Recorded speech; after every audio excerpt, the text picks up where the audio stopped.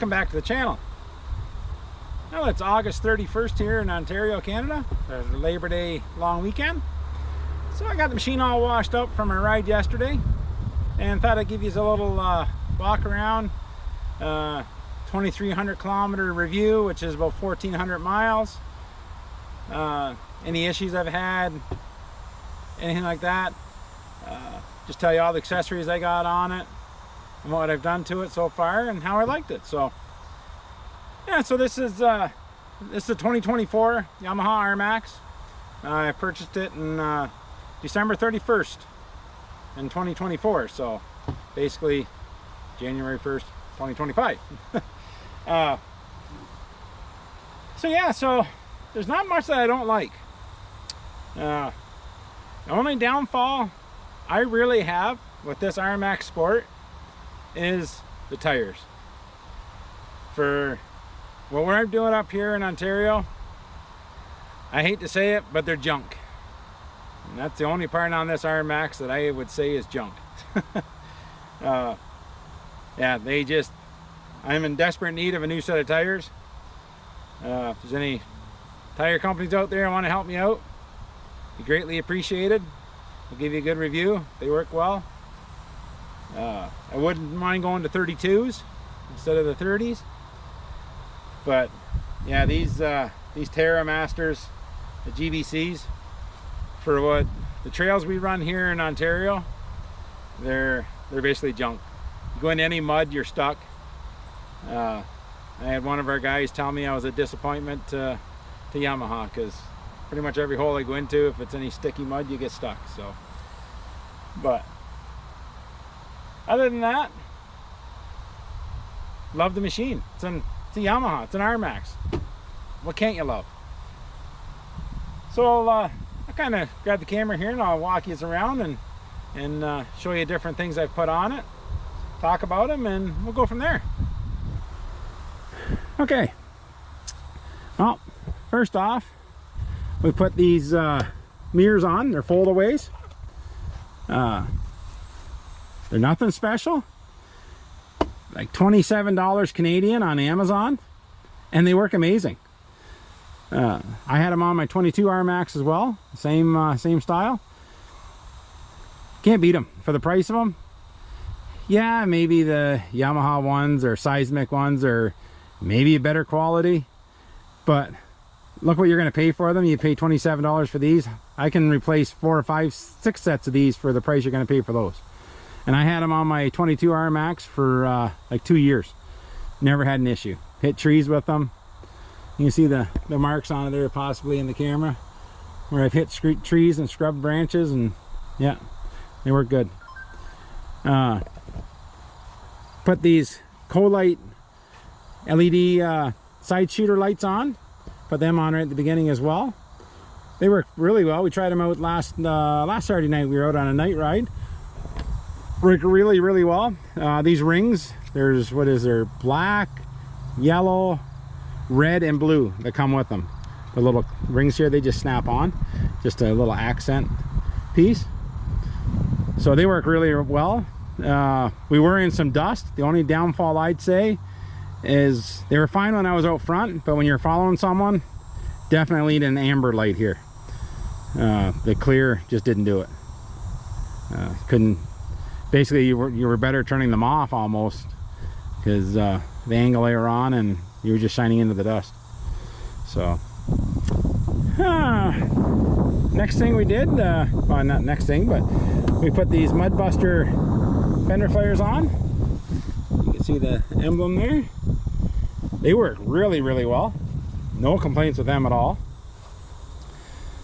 Shout out to the Sideshow guys. They're the ones that hooked me up with those. Check out their YouTube. Like I say, they work really well. You can see here where I've scrubbed branches and trees and whatnot with them. I think I've only broke 2 push pins, because that's all they go on with, just push pins here. So they're really durable. We'll leave the storage till after. Oh yeah, we aux beam, got the aux beam lights back here. These covers do come off. Right now they're amber, but you can pop them off and they're clear for backup lights. They work really well. Like, yeah, if I can show you, it's here. Usually I run with just this on. You can see that, just that light up top is on. It's usually all I run with for the most part. If I turn it to this, guys are complaining that it's too bright. And it is. Even at night. Last week I had tried it there and the guys were saying it was way too bright. So I had to just run with the other light. But still worked good. Works really well in the dust. You can see pretty good. So another update we did was these roof bags from, you can see it there, Star Knight MT. They work really well. There's a compartment down here. Got another zipper up here. I keep my GoPro batteries in a case in there when I'm on my rides. That's a awesome accessory. And of course we got the fire extinguisher in here. Right there, mounted. Nice aluminum bracket. Works really well. Yeah, since we're here, these rear nets. Motorsports of Trenton stocks them. You can get them with Canada flag on them. Motorsports of Trenton, plain, Yamaha, whatever you want on them basically. But they're out of the US from Grill Ads. That's where they get them from. And very well quality's awesome on them. Had it on there since got the machine, no issues at all. Works amazing. So what else have we put on? Oh yeah, A&U TV Pro headlight, the hood light, that works great. It just plugs right into your high beam wire harness under the hood here. Plug and play. You can have that in like 3 or 4 minutes. It's quick and easy. One thing I think I'm going to do, which a few other people have done that I know, rewire it to its own switch so I can turn it on, so I can use it basically as a driving light. Because for the most part I'm not using high beams. I could use another light facing forward during the day, so I might wire that to another switch so that it's on its own, just to make it a little better. Let me just move down here. I put the Yamaha bash plate on right from the get-go. It works amazing. These little clevises here, just got them off Amazon. The little rubber bushings here to take up the slop, got them off Amazon. They work great.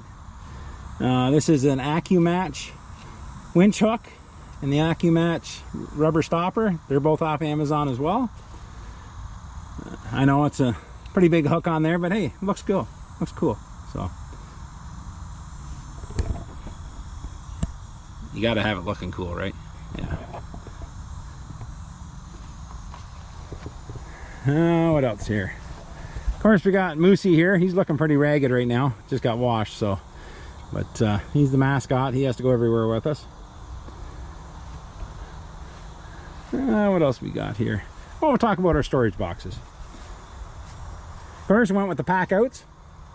To mount these,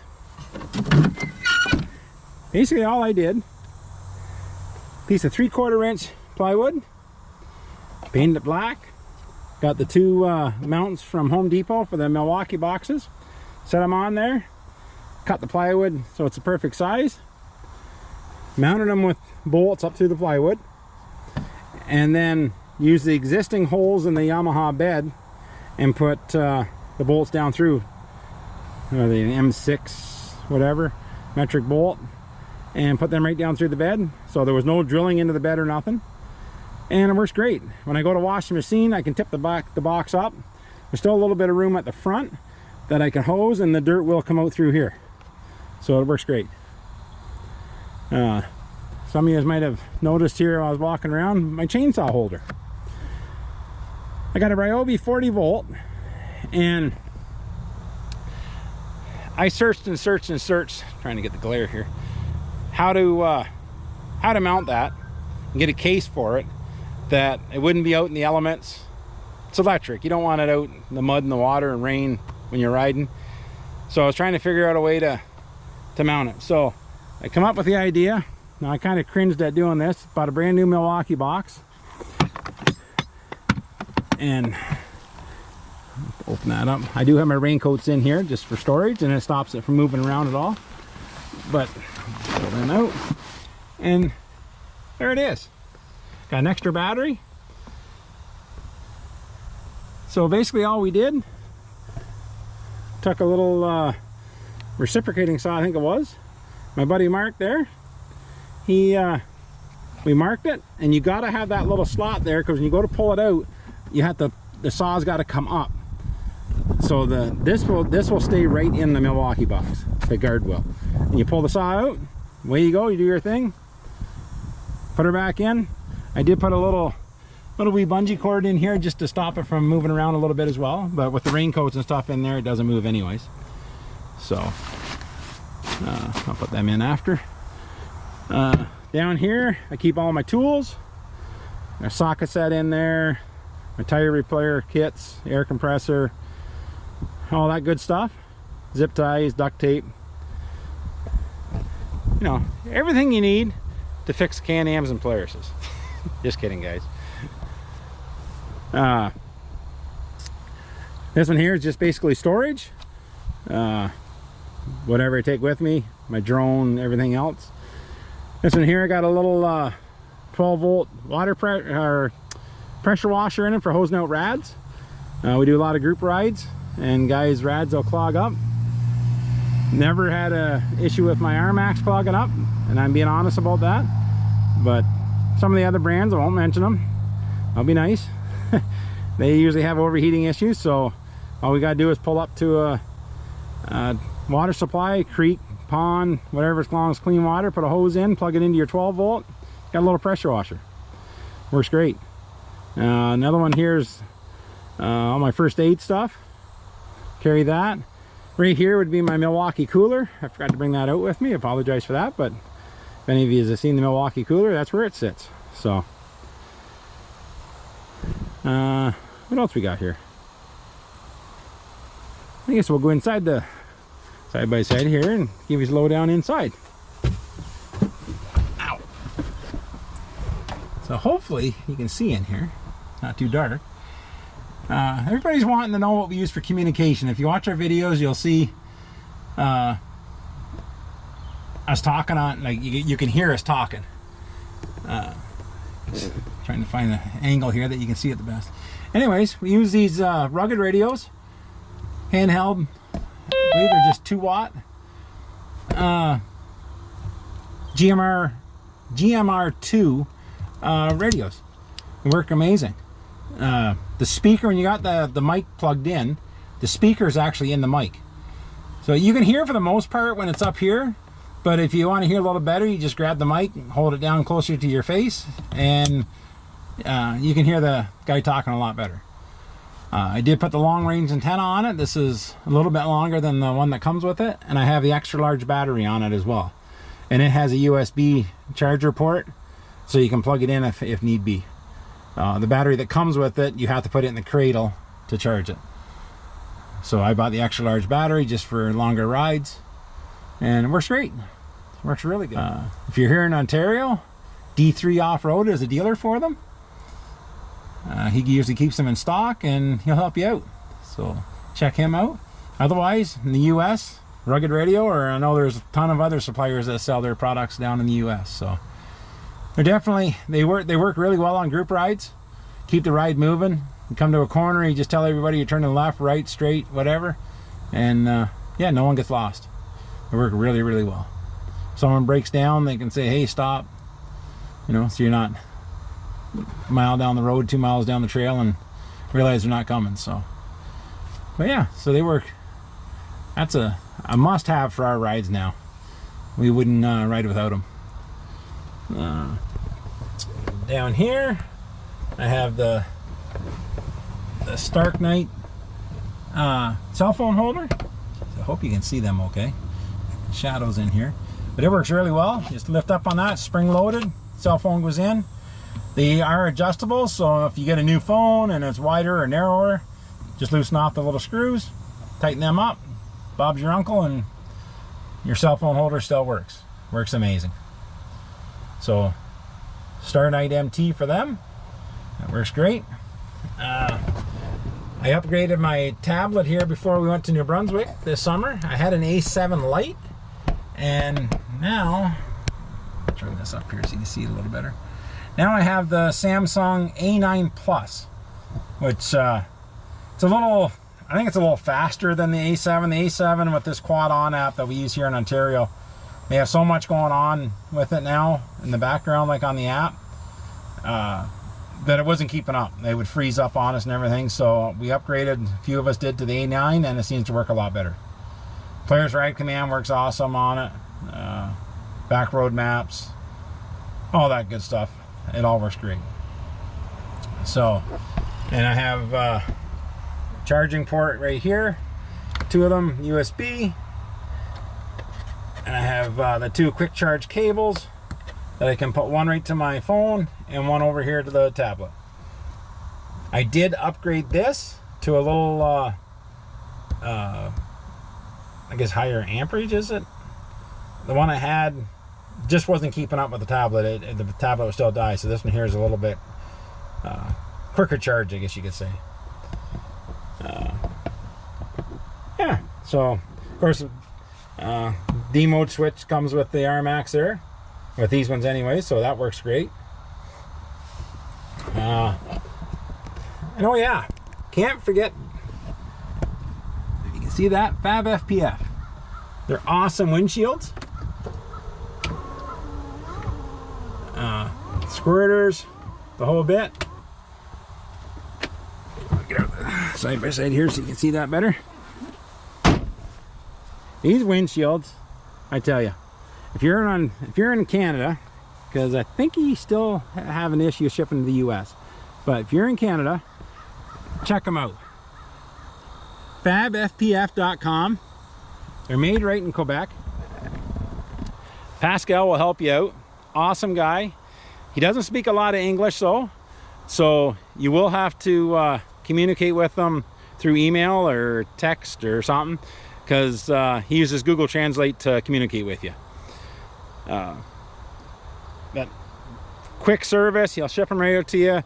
He's in Quebec, I'm in Ontario. I have mine in like 2 days, depending where you are. Could be 3 days, whatever, right? But awesome product. They stand behind it.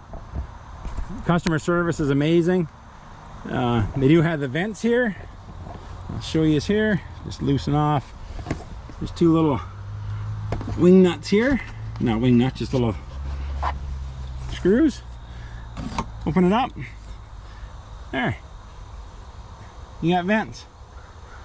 Works really, really well. That's the air in. That's the only downfall with the factory Yamaha windshield. There's no vents on them. So you basically roast. And these machines do get hot. I will admit that. You do get hot in the middle of the summer with the windshield in. A few people have put fans in. One of my buddies there, he put some heat stuff all around the center console and like underneath it, stop a bit of the heat and stuff. But it is what it is. Doesn't matter what machine you have, pretty much they're going to be hot in the summer with the windshield. But with the vents, it does help, trust me. We had somebody take it last weekend. We had a demo ride day. I had him take mine after he rode one of the solid windshield, and he said, oh yeah, couldn't believe the difference with the vents. World of difference. So if you're up here in Canada, check out fabfpf.com. They'll get a windshield out. They have them for most brands. Some of the brands, they even have a new style now with upper vents in them. They can't do it with the Rmax because of the roof, the way the roof design is. But Can-Am, Commanders, Maverick Sports, X3s, I think the Polaris Razors too, they can go with the upper vents. A buddy of mine's got one on his Can-Am Maverick Sport, and he loves it. So What else did we do here? I guess that's pretty much it. I don't have a lot of accessories on this machine. Don't really need them. Oh, I do have the receiver hitch back here. Right there. Gotta have that to tow out the Can-Ams and Polaris's, right? You know what it's like if you're an Rmax guy. So yeah, but again, these tires, it's up here, the shadow's no good. They just don't have the tread that we need here in Ontario. They just don't have it. So again, if anyone's watching this wants to help me out with some tires, I'd be glad to promote your company, because yeah, these GBC TerraMasters, like I said, they're junk up here in the mud. I've talked to a few different people that have the sport models, and they all say the same thing. So not talking trash about Yamaha. I know they different terrain, they work great, but yeah, they don't for up here, they're no good. And I'm just giving an honest review. One thing I will say as well, and I really wish Yamaha would fix this issue, the ground clearance. A lot of guys go with another spring setup, Schmitty, shock therapy, whatever, to gain some ground clearance or bigger tires. Because with 30s on these, after it settles down, I think you got like maybe 13 inches travel, or of ground clearance, I mean. Again, I commented on one Facebook page when I had my 22 Rmax, and one of the guys from Yamaha USA was commenting on there, and he said, oh, we've never hit bottom with ours. We never hit bottom. Well, they need to come up here and ride our trails, because we always hit bottom. The rocks that are on our trails, Canadian Shield, they need to come up here and do some testing, trust me, or just come for a ride with us and they'd see what we mean. That's one thing I can say is one of the downfalls, is a little bit of ground clearance. Now I see their new 4-seater, the new big stretched out one, it's got a ton of ground clearance. Why they can't do that with this is beyond me, because they can do it with that one. So hopefully they can change them up sometime. But again, I'm not going to buy an Rmax because of that, because I love my Rmax. I love the seating position in it. Yeah. And I will note, I should have brought the bottle down with me and I forgot. If you look at this machine, it's relatively clean, right? You look under there, you know, it's all nice and black still. A lot of our riders don't believe me. I've never put SC1 to this. I've never laid a scrub brush, wash mitt, sponge, anything to this machine. All I ever use, right there, WR Performance Products. Their Total Wash, it's a foam cannon. Don't even rinse the machine. It can be covered in mud. You foam it, let it sit for a minute or two, depending on how warm it is out, the sun shining and whatnot. Let it start working, rinse it off. All there is to it.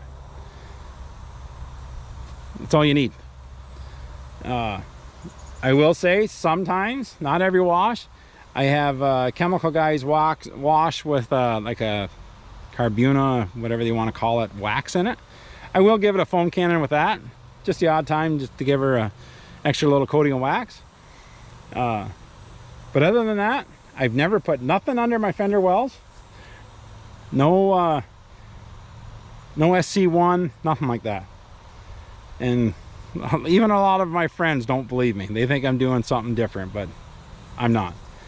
And then after I get all done washing and everything, WR Performance Products has a product called Hydro Coat. just in a spray bottle, spray it on, microfiber cloth, just wipe it off, and that's what makes it shine. And when the mud goes on, it doesn't really, well, it kind of sticks, but as soon as the mud dries, it'll fall right off. Like you just touch your plastics and it'll fall right off. So I swear by this stuff. So check them out too, WR Performance Products. If you're around here where I am, Motorsports of Trenton does stock it. They keep it in stock. So you can definitely works well. I got a lot of my friends and co-riders using that. But other than that, that's about it. So I hope you enjoyed the video. We'll walk around of what we use and what I have on my machine. So like I say, I'm hoping to get up to a 32-inch tire, give me a little more ground clearance, and something a little more aggressive. I don't want a big, heavy, like a pure mud. My old machine, I had XTR, System 3 XTR 370s on it. Absolutely loved them. A buddy of mine has the EFX Moto Ravage XL. He's loving them. Like, they work really good. So I'm tempted to go with a set of those. But I'm open to options. Again, any tire manufacturers or companies want to help me out, I'm here. I'll promote for your company for you. So, but anyways, thanks for watching the video, and yeah, hit the subscribe button if you don't mind. Leave a comment. Glad to help you out if I can answer a question, and catch you on the next video. Thanks again for watching. Catch you later.